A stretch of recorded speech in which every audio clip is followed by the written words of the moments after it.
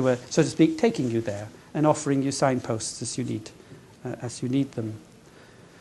And as I've already suggested, the process is rather like that of following trails through a landscape.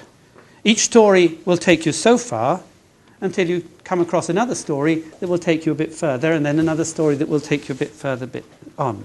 And I refer to this trail following as wayfaring. And my thesis, in a nutshell, is that it is through wayfaring and not transmission that knowledge is carried on. Now, it's usual to say of the people of a culture that they follow a way of life. And more often than not, this is taken to mean a prescribed code of conduct, somehow sanctioned by tradition, that individuals are bound to observe in their day-to-day behavior. This way of life, that way of life, and so on. But the task of the wayfarer is not really to act out a script received from predecessors, but literally to negotiate a path through the world. So the way of life is more like a path to be followed, along which one can keep on going rather than reaching a dead end or getting caught in a loop of ever-repeating cycles. And keeping going might involve a good measure of creative improvisation. It's in following this path, that is, in people's movements along a way of life, I maintain, that people grow into knowledge. And I now want to specify more precisely the sense in which the movement of learning in practice along a way of life is creative. There is a tendency in much writing on creativity to locate its sources in images and objects rather than actual performance. I think that's why creation is so often equated with innovation. There was a recent launch of the HERA, some Grand European Funding Initiative, which was on creativity, and it more or less said, creativity and innovation are the same thing, aren't they? So we'll proceed from that basis. But they're not. There's a big assumption there. And this equation of creation with innovation rests on, in my view, a backwards reading, according to which the creativity of action is judged by the novelty of its outcomes, by comparison with what has gone before, and traced to its antecedent conditions in the form of unprecedented ideas in the minds of individual agents. So you have something, some artwork or piece of architecture or something like that, and say, this is new, there's been nothing like this before, nothing like this has ever happened before, therefore it must be the result of some brilliant idea that somehow appeared in the mind of its creator, so that this object that has never appeared before must be the outcome of this creator's idea. So you go backwards from the novel object to the antecedent conditions consisting of ideas in the minds of individual agents who are supposed to have brought this object into being. And this backwards reading is equivalent to what Alfred Gell, writing about the work of art, has called the abduction of agency. You start with the object and you work backwards, and then you say that the object is an index of the agency of the artist who made the object and had the idea in the first place.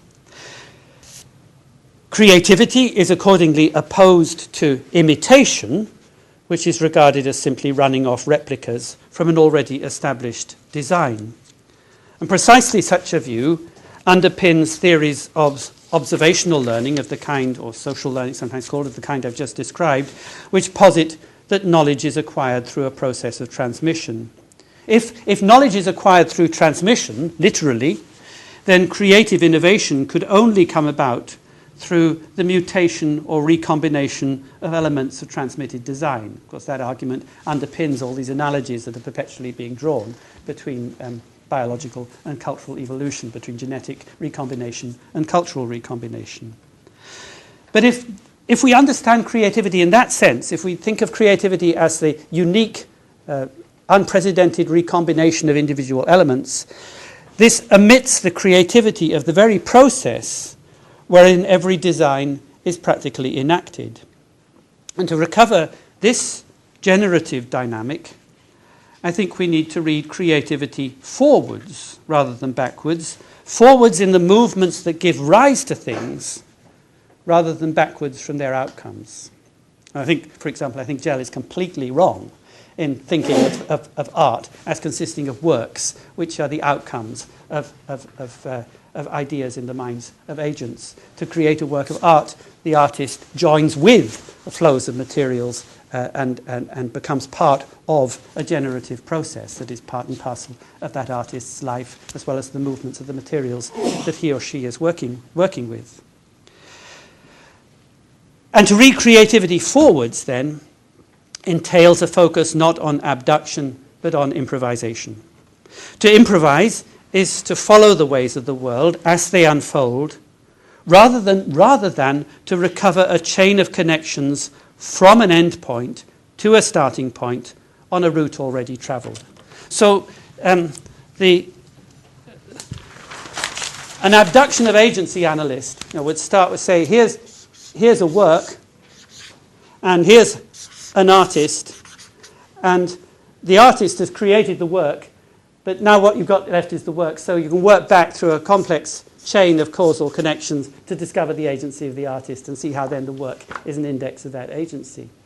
I'm saying, rather, that the artist it's not got the artist here and the work there, but you've got, that's the life of the artist, that's a flow of materials, these two things are getting coupled together, and out of that process emerges not only the artist in person, but also the work. So I can't really draw that, but you see what I'm saying? We're going this way instead of backwards that way. And so we're actually moving forwards rather than joining up a series of points already traversed. And the aim, of course, in this forwards movement is not to reach a terminus. There's no end point to it, but to keep on going. But of course, in keeping going, one might travel the same ground over and over again. And in any skilled craft, the development of proficiency calls, as everybody knows, calls for repetitive practice, in which novices are often required to copy or imitate exemplars that are shown to them, and thereby to incorporate into their own bodily dispositions the sensibilities of the masters in whose paths they follow, while simultaneously developing personal styles of their own. Anybody who's learned to play a musical instrument will recognize that at once. You have exemplars to follow, you have to practice over and over again. The ways of playing get incorporated into your own bodily sensibility, but at the same time, you're developing your own voice. It's like developing your own handwriting. And in the Chinese art of calligraphy, which is another example, novices begin by tracing the shadows of the model to be copied, which is placed directly below the translucent paper on which they write. That's the first stage. In the second stage, paper and model are placed side by side, forcing the novice to improvise the necessary gestures for themselves rather than being guided by the shadows of the master. So you have the thing you're copying on one side and you're having to write it here instead of right on top through tracing paper. And then in the final stages of learning, novices are encouraged to shake themselves loose from the master's clutching hands. I'm drawing here on Yuping Yen's beautiful study of the power of calligraphy in contemporary Chinese society. And in this final stage, Yuping writes, all the learned rules are banished into oblivion and the heart becomes the only guide of the hand. But at no point in this three-stage process of inskillment do practitioners cease to copy. Every performance of a calligraphic work is a going over, insofar as it's modelled on previous studies, but every going over is itself an original movement which carries the work on even as it follows paths already traced. You can't draw the same line twice in calligraphy, but you can copy over and over again to try and get better and better. It's a bit like trying to play a piece by Mozart. You know you'll never get it perfect, but you can always get as close to it as you can. And for precisely these reasons, no work is ever finished. Crescent rather than created, it can't be contained within the bounds of a project that originates